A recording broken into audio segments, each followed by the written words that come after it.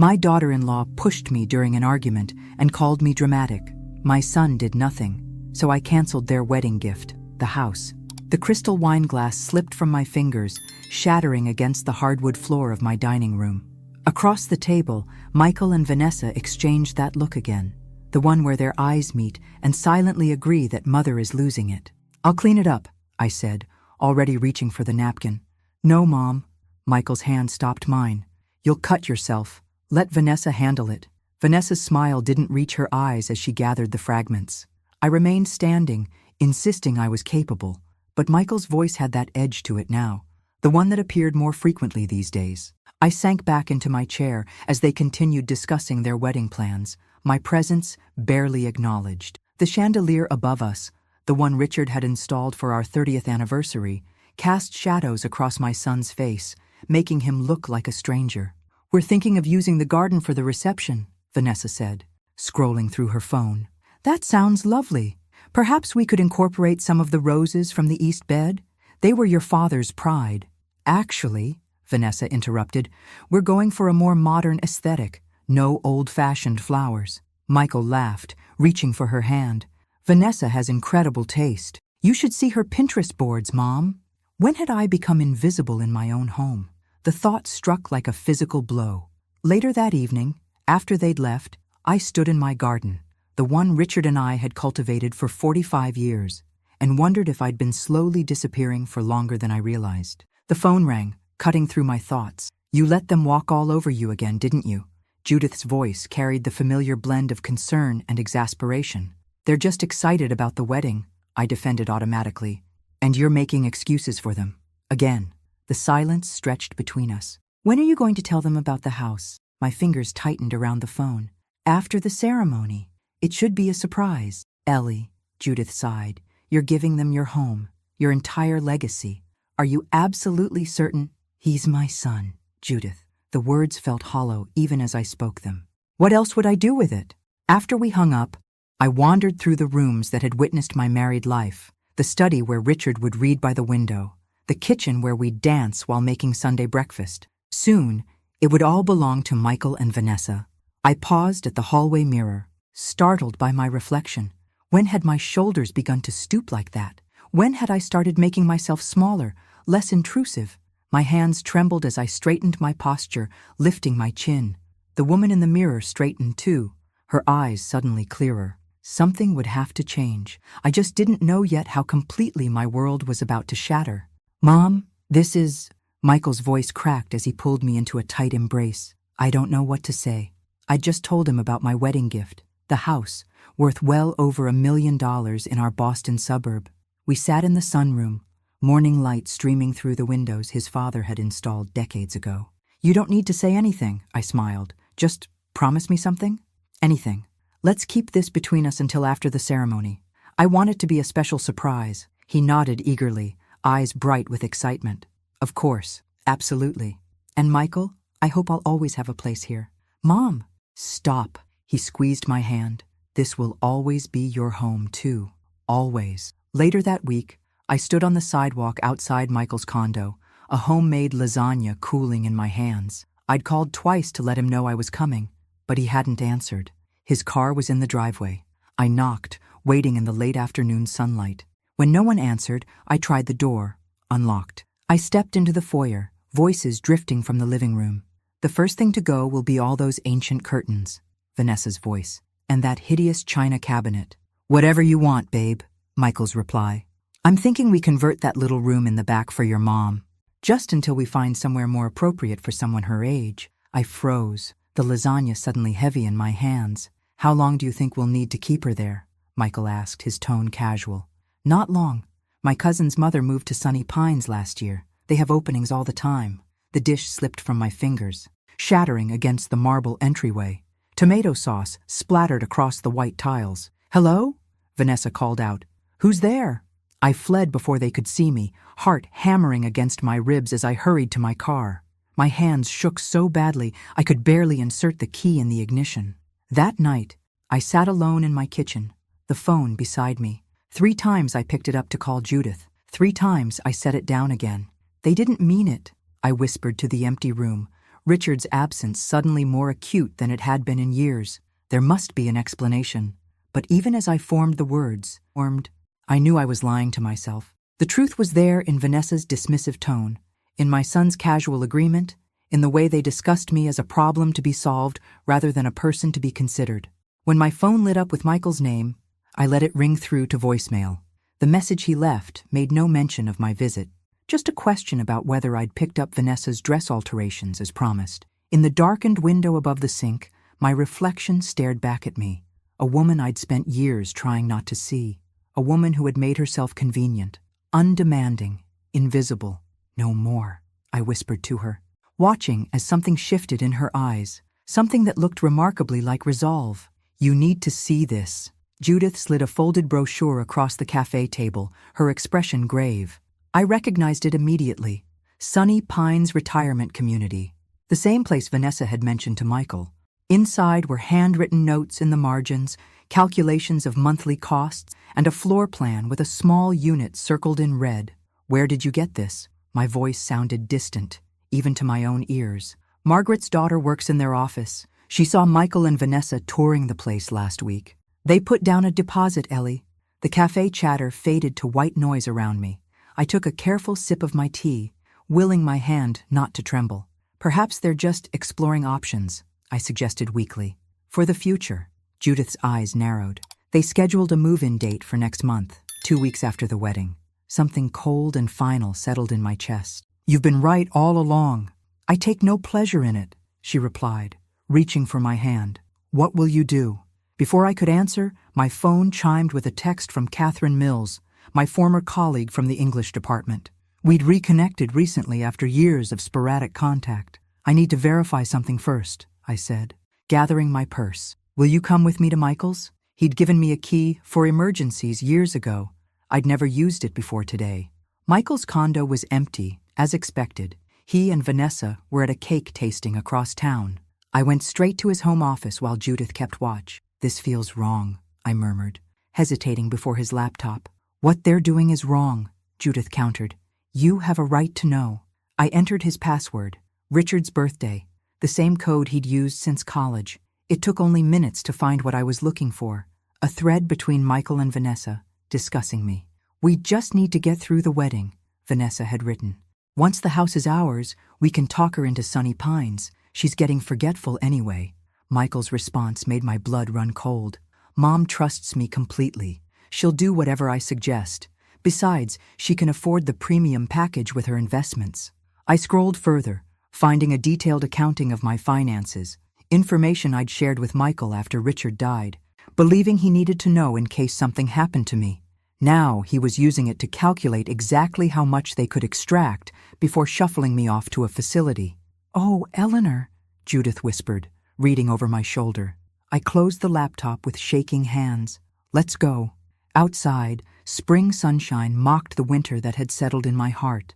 We drove in silence back to my home, the home I'd nearly given away to people who saw me as nothing but a resource to be drained and discarded. What now? Judith asked, as we sat in my driveway. I stared at the house Richard and I had filled with 4 decades of memories. The rose bushes needed pruning. The porch needed painting. Now, I said, a strange calm washing over me. I need to make a call. I reached for my phone and dialed a number I'd looked up that morning. Daniel Peterson's office. How may I help you? This is Eleanor Thompson. I need to speak with Daniel about my property and estate. You look different, Michael remarked, eyeing me across the dining table. Did you change your hair? Just trying something new, I replied, touching the soft waves my stylist had suggested. Vanessa studied me with narrowed eyes. It's youthful. 10 days until their wedding. The atmosphere crackled with unspoken tension as I served the roast I'd prepared, Richard's favorite recipe. I've been thinking about the future, I began carefully, refilling their wine glasses. About my place in this house after you two are married. Michael's fork paused halfway to his mouth. What about it? I just want to make sure I'll always be welcome here. Vanessa set down her glass with a sharp click. Eleanor, you can't seriously expect to live with us indefinitely. Vanessa, Michael started. No, Michael, we need to be honest. She turned to me, her smile thin. Eleanor, we love you, but newlyweds need their space. Of course, I said mildly. I just thought, Given that I'm giving you the house, you told her? Vanessa whipped toward Michael, her voice rising. It slipped out, he muttered, not meeting her eyes. I see. I took a deliberate sip of water.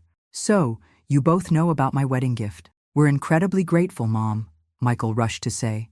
Then perhaps you could explain something. I reached into my pocket and withdrew the Sunny Pines brochure. Why are you planning to move me into assisted living 2 weeks after the wedding? The color drained from Michael's face. Vanessa's eyes darted between the brochure and my face, calculating. Where did you get that? She demanded. Does it matter? Is it true? Michael recovered first. Mom, it's not what you think. I read your emails, I cut in, my voice steady, despite the thundering of my heart. About how I trust you completely, about how I'll do whatever you suggest. You went through my private correspondence? Michael's voice rose in indignation. You calculated how to exploit my finances, I countered. Vanessa stood abruptly, her chair scraping against the floor. This is ridiculous. We were exploring options for your future care. By discussing how long you'd have to put up with the old lady? I quoted from memory, watching her face contort. You're twisting everything. She slammed her palm on the table. This is why we need to have these conversations. You're becoming paranoid. I am neither paranoid nor forgetful. Look at you, she gestured wildly. Playing detective, spying on us. Vanessa, please, Michael interjected, reaching for her arm. She shook him off, advancing toward me. You've always been like this. Manipulative. Using the house to control Michael. That's enough, I said, rising to meet her. Her hand shot out suddenly, connecting with my shoulder. The force sent me stumbling backward. My hip caught the edge of the sideboard as I struggled to regain my balance. Mom! Michael finally moved, but not toward me. He grabbed Vanessa's elbow. Let's go, now. Michael, I whispered, still gripping the sideboard. Aren't you going to say anything? He paused at the doorway, his back to me. You shouldn't have gone through my emails. Then they were gone, the front door slamming behind them. I sank slowly into my chair, the elegant dinner now cold on the table. My phone buzzed with a message from Michael. Mom, Vanessa is stressed about the wedding. I'm sure she didn't mean those things. Please don't complicate matters right now. Not a word about the push, not a question about whether I was hurt. I touched my hip, already tender from what would surely become a bruise. But the real pain was elsewhere, in the hollow where my heart used to be. Morning light filtered through my bedroom curtains, illuminating dust motes that danced in the air. My hip throbbed where Vanessa had pushed me. The physical pain was manageable. The betrayal was not. My phone chimed with a message from Michael. Sorry about Vanessa's behavior, but you really provoked her. Hope you're still considering giving us the house. I read it twice, searching for any hint of genuine concern. Finding none, I set the phone down and walked to the window. Outside, a pair of cardinals flitted among the branches of the maple tree Richard had planted when we first moved in. He'd called it our legacy tree. What would you do? Richard? I whispered to the empty room. The answer came not in his voice, but in the sudden clarity of my own thoughts. Richard would never have allowed anyone to treat me this way, not even our son. I showered and dressed with deliberate care, choosing a blue blouse that Richard always said matched my eyes. Then I made 3 phone calls. The first was to Judith, who arrived within the hour, face tight with anger when I showed her Michael's message. That's not an apology, she fumed. That's gaslighting. I see that now. The admission felt like releasing a breath I'd held for years. I need your help. The second call was to Sandra Williams, the estate attorney Judith recommended. We scheduled an appointment for that afternoon. The third call was to Catherine Mills, who now taught a senior painting workshop at the community center. There's still room in the class, she assured me. We meet Tuesdays and Thursdays. By noon, I'd assembled every financial document Richard had organized before his death. Files I'd glanced at but never truly examined. As I spread them across the dining room table, I began to understand the full extent of our finances. Richard, I murmured, tracing my finger over his handwriting. You clever man. When Sandra arrived, she reviewed the documents with professional efficiency. Mrs. Thompson, you're in an excellent financial position, she confirmed. Your husband left you with diversified investments that have appreciated significantly. Enough to live comfortably without the house? More than comfortably, she nodded. You could purchase a luxury condo and still have substantial income. Relief washed through me, followed by something I hadn't felt in years. possibility. What about the house? I verbally promised it to my son, but nothing's been signed. Then legally, it's still entirely yours. Sandra's eyes were kind, but direct. May I ask what you're considering? I hesitated only briefly. Something better than what I had planned. Something meaningful. That evening, as sunset painted my garden in amber and gold, I sat with Judith on the porch swing Richard had built. For the first time, I didn't rush to defend Michael when she expressed her outrage. It's not about revenge, I explained, watching a hummingbird dart among the flowers. It's about finally recognizing my own worth. About damn time, Judith said, raising her wine glass in a toast. I clinked my glass against hers, feeling a strange lightness unfurling within me. To new beginnings. The art studio smelled of turpentine and possibility. Afternoon light streamed through tall windows, illuminating canvases in various stages of completion. Catherine greeted me warmly, introducing me to the class as one of the most insightful minds from my teaching days. I haven't painted since college, I confessed, eyeing the blank canvas before me. The technique comes back, she assured me. Like riding a bicycle. She was right. My first brushstrokes were hesitant, but muscle memory gradually returned. By the end of the session, I'd produced a simple landscape that captured the view from my kitchen window. There's real feeling in this, Catherine noted. You've been holding back a lot, haven't you? That night, Michael called for the first time since the confrontation. 5 days of silence broken by casual conversation, as if nothing had happened. Mom, you've been hard to reach lately. I've been busy, I replied, washing my brushes at the kitchen sink. With what? I've taken up painting again. And I'm meeting with financial advisors about my investments. Investments? His voice sharpened. What investments? Your father left me well provided for. I'm learning to manage everything properly. A pause. That's great. Listen, about the house. We'll discuss that after the wedding. I interrupted smoothly. How are the preparations coming along? The next week passed in a flurry of activity. I toured 3 luxury condominiums near the University District, put a deposit on my favorite, and met with Sandra to draft new estate documents. I also visited an upscale salon, emerging with a stylish bob that framed my face and emphasized my cheekbones. I hardly recognize you, Judith exclaimed when I met her for lunch afterward. Through Caroline Turner, an ex-student now running a foundation for vulnerable women, I learned about the shortage of transitional housing for older women facing family estrangement. We spent hours discussing how a property like mine could be repurposed. Would you consider serving on our advisory board? Caroline asked. Your perspective would be invaluable. 2 days before the wedding, I stood in my closet considering what to wear for the rehearsal dinner. My eyes fell on a midnight blue dress I'd purchased for my last anniversary with Richard, but never wore after his death. I slipped it on, surprised to find it still fit perfectly. The woman in the mirror looked elegant, composed, and unmistakably present, no longer invisible. My phone buzzed with a text from Michael. Reminder, rehearsal dinner tomorrow at 7. Please don't bring up the house issue there. I smiled at my reflection, typing a simple reply, looking forward to it. What Michael didn't know, couldn't possibly imagine, was exactly what awaited him after the honeymoon. The thought no longer filled me with anxiety, but with a serene certainty that I was, at last, doing the right thing. Not just for others, for myself. The string quartet played softly as guests mingled on the country club lawn. My midnight blue dress drew appreciative glances from those who hadn't seen me since Richard's funeral. I moved through the crowd with newfound confidence, engaging effortlessly with old friends. Eleanor Thompson? I almost didn't recognize you. Margaret Williams embraced me warmly. You look absolutely radiant. Across the garden, Michael watched me with undisguised bewilderment. The mother he knew, unassuming, accommodating, practically invisible, had been replaced by this poised woman commanding attention without seeking it.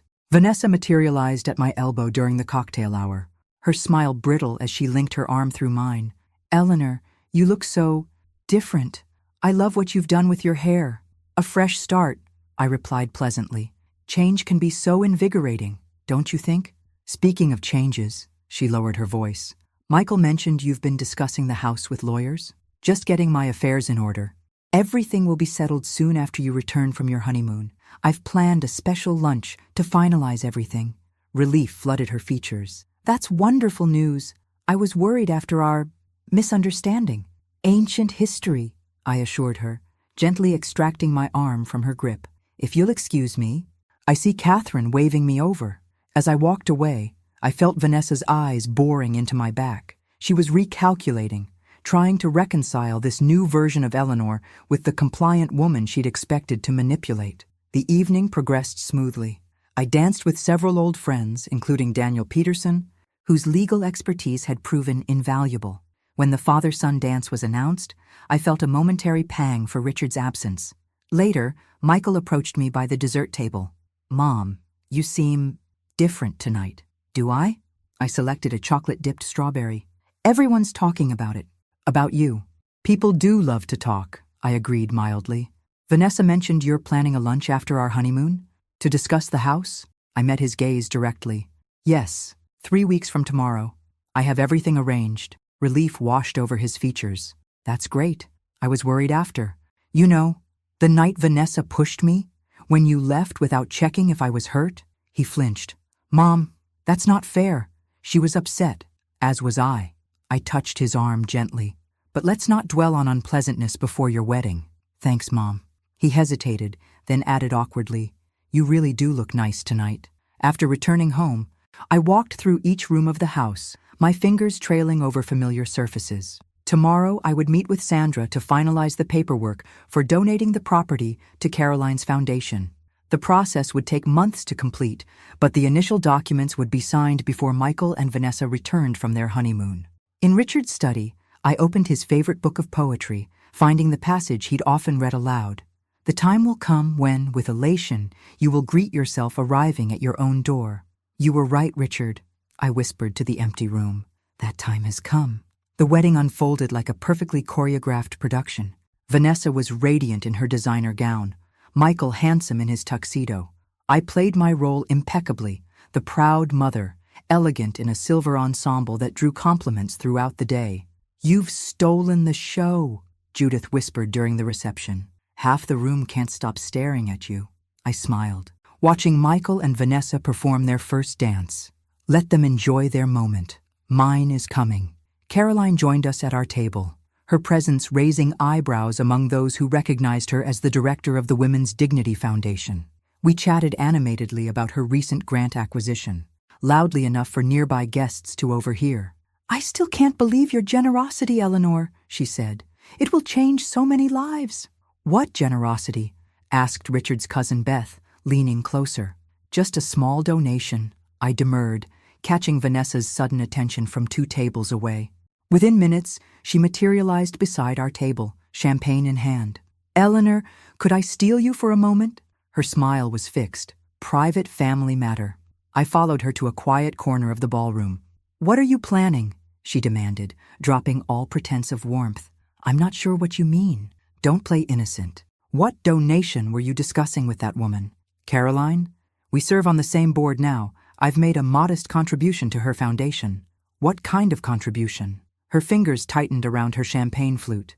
"Nothing that concerns today's celebration," I assured her. "Everything will be clear at our lunch next week." She studied my face, searching for clues. Finding none, she switched tactics. "Eleanor, I know we've had our differences, but I truly want us to be close. Michael loves you so much." "How touching, especially after you discussed shipping me off to Sunny Pines." Color flooded her cheeks.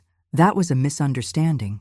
"Was it also a misunderstanding when you pushed me and Michael left without ensuring I wasn't injured?" "You're twisting everything," she hissed. "This is exactly why—" "Why what? Why I'm no longer the convenient, compliant woman you expected to manipulate?" Vanessa stepped closer, voice dropping to a whisper. "Whatever you're planning, reconsider. Michael is your only family. Without us, you have no one." "That's where you're wrong." I gestured toward my friends. "I have people who value me for who I am, not what I own." Her facade cracked completely. "The house is promised to us. You can't—" "I haven't signed anything," I reminded her. "Legally, it's still entirely mine."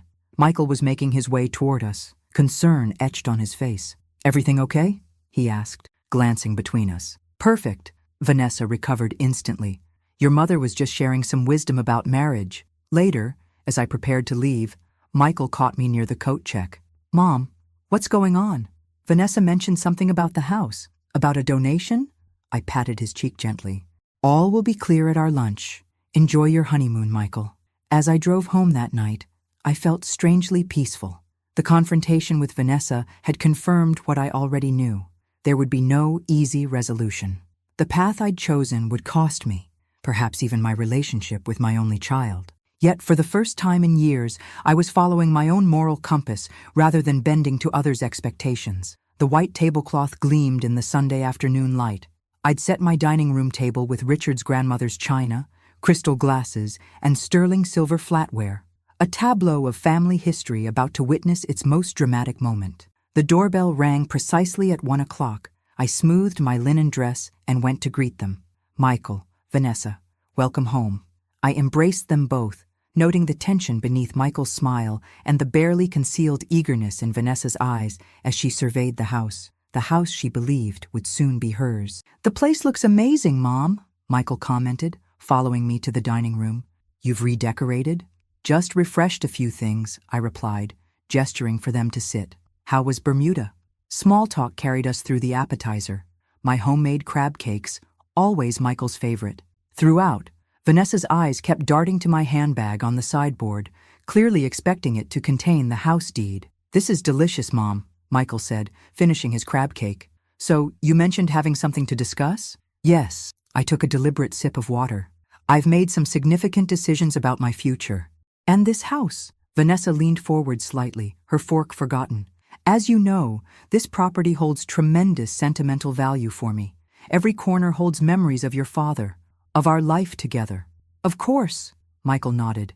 "That's why we'll preserve—" "Please, let me finish." I held up my hand gently. "After careful consideration, I've decided the house should continue to serve a meaningful purpose." I reached for a folder beside my plate and slid out several documents, laying them on the table. 2 weeks ago, I signed the preliminary paperwork to donate this property to the Women's Dignity Foundation. Silence. Complete thunderstruck silence. Vanessa recovered first. "What?" The word emerged as a strangled whisper. "The foundation will convert the house into a transitional living center for women over 60 facing family estrangement. It will be named the Richard Thompson Memorial Home." Michael's face had drained of color. "Mom, this is a joke, right?" "No, Michael. It's a legally binding arrangement." I pushed the documents toward them. "The final transfer will be completed in approximately 6 months. Vanessa exploded from her chair. "You manipulative old witch! You promised us this house." "I reconsidered after discovering your plans to ship me to Sunny Pines." "That's not—" Michael began weakly. "Don't lie to me," I cut him off. "I saw the brochures. I read your emails." Vanessa's face contorted with rage. "You're doing this out of spite." "No, Vanessa. I'm doing this because it's the right thing. This house deserves to shelter people who truly need it." "What about us?" Michael's voice cracked. "We were counting on this." "That was premature," I observed, "especially since nothing was ever finalized." "We'll contest this," Vanessa spat. "You're clearly not mentally competent." I slid another document across the table. "My complete psychological evaluation, conducted last month. I'm perfectly sound of mind." Michael stared at me, as if seeing a stranger. "Where will you live?" "I've purchased a condominium near the university. I move in next week." "With what money?" Vanessa demanded. "Your father left me very well provided for," I told Michael. "Something you might have discovered had you ever asked about my welfare rather than my assets." Vanessa grabbed her purse, face flushed with fury. "I won't sit here and be insulted." "Vanessa, wait," Michael called after her as she stormed toward the front door. "Are you coming or not?" she demanded. He hesitated, looking between us, clearly torn. "Go," I said softly. "She's your wife now, your priority." That evening, my phone rang repeatedly with calls from Michael, which I let go to voicemail. His messages evolved from angry accusations to desperate pleas. Around midnight, the final one came through. "Mom, please. We're in serious financial trouble. We need to talk." I set the phone aside and gazed out at the moonlit garden. The pain of his betrayal remained sharp, but it no longer defined me. The next 3 months unfolded like a complex chess match. As expected, Michael and Vanessa launched a campaign to reverse my decision, beginning with thinly veiled threats of legal action. "They don't have grounds," Sandra assured me during our weekly meeting. "The psychological evaluations and documented evidence have effectively closed those avenues." When legal intimidation failed, Vanessa shifted to more insidious tactics. Rumors began circulating about my failing mental health. She even approached Richard's brother, attempting to convince him to intervene. What Vanessa hadn't anticipated was the network I'd built. Former colleagues, students, and friends rallied around me, countering her narrative with their own observations of Michael and Vanessa's treatment of me over the years. Meanwhile, I continued my painting classes with Catherine and joined the advisory board of Caroline's foundation, where my academic background proved valuable in grant writing. My new condominium became a haven, smaller than my old home, but filled with possessions that truly mattered to me. The floor-to-ceiling windows overlooked a small park where I could watch the seasons change. 6 months after the confrontation at the luncheon, my doorbell rang on a crisp autumn afternoon. Michael stood alone in the hallway, looking thinner than I remembered, dark circles beneath his eyes. "May I come in?" he asked, his voice lacking its usual confidence. I stepped aside, leading him to my living room where my latest paintings hung on the walls. "You did these?" he asked, genuinely surprised. "I did." He sat heavily on the sofa, hands clasped between his knees. "Vanessa's moved back to Chicago. We're separating." I absorbed this news silently. "The financial pressure was too much," he continued. "We'd leveraged everything on getting your house. When that fell through," he trailed off, shaking his head. "It all unraveled. I'm sorry for your pain," I said, and meant it. "Are you?" He looked up, eyes red-rimmed. "After what we planned to do to you? Your actions hurt me deeply, Michael. But I never wanted to see you suffer." He nodded slowly. "I've started therapy, trying to understand why I was willing to betray my own mother." A bitter laugh escaped him. "Turns out I have some serious issues to work through." "We all do," I replied gently. "The house," he began hesitantly. "Is it really becoming a shelter?" "The Richard Thompson Memorial Home," I confirmed. "The renovations begin next month." Tears filled his eyes. Dad would have approved. Yes, he would have. We sat in silence for several minutes, the weight of all that had happened hanging between us. "I don't expect forgiveness," he finally said. "But I am sorry, Mom. Truly sorry. I believe you." I studied his face. My son, yet almost a stranger. "Forgiveness may come with time. Trust will take longer." He nodded, accepting this. "Could we maybe have coffee sometime? Start small?" Something unclenched inside me. Not complete forgiveness, but perhaps its precursor. "I'd like that." That weekend, Caroline hosted a fundraising exhibition featuring artwork by women over 60. 2 of my paintings were displayed, including a landscape of the garden I'd soon leave behind. To my surprise, both sold before the evening ended. As autumn deepened toward winter, I began visiting the house regularly to oversee renovation plans. Each time, I left feeling more certain of my decision. The rooms that had witnessed my invisibility would soon shelter women reclaiming their own power. Michael and I met for coffee every few weeks, awkward at first, then gradually more natural. He'd taken a job with a nonprofit housing organization, a far cry from his previous position. "It pays less," he admitted, "but I sleep better." Transformation, I was learning, came in many forms, sometimes through dramatic confrontation, sometimes through quiet daily choices. 1 year after I'd first revealed my plans for the house at that fateful lunch, I stood on the front porch of what had once been my home, watching as Caroline cut the ceremonial ribbon stretched across the entrance. Applause erupted from the gathered crowd, foundation supporters, community members, and the first residents who would move in the following week. "I declare the Richard Thompson Memorial Home officially open," Caroline announced, her voice carrying across the garden where chairs had been arranged for the dedication ceremony. Judith squeezed my hand as photographers captured the moment. The renovations had transformed the interior while preserving the home's character. What had once been the formal dining room was now a communal kitchen. The master bedroom had become a counseling office. The library remained largely unchanged, its shelves now stocked with resources on financial literacy and legal rights. Most meaningful to me was the sunroom, now an art studio where I would teach weekly painting classes to residents. My life had come full circle in the most unexpected way. As guests toured the facility, I noticed a familiar figure hanging back at the edge of the gathering. Michael, looking uncertain but determined, held a small wrapped package. "I wasn't sure if I should come," he said when I approached. "I'm glad you did." And I was, I realized with mild surprise. Our relationship had slowly mended over the past year, not to what it had been, but but to something perhaps healthier. His therapy had revealed patterns stemming from his childhood, and my own work with a counselor had helped me understand my role in enabling his sense of entitlement. "I brought something for the house," he said, offering the package. Inside was a framed photograph of Richard in his garden, smiling as he tended his beloved roses. "For the entryway," Michael explained, "so everyone who comes here knows whose spirit guides this place." Tears pricked my eyes.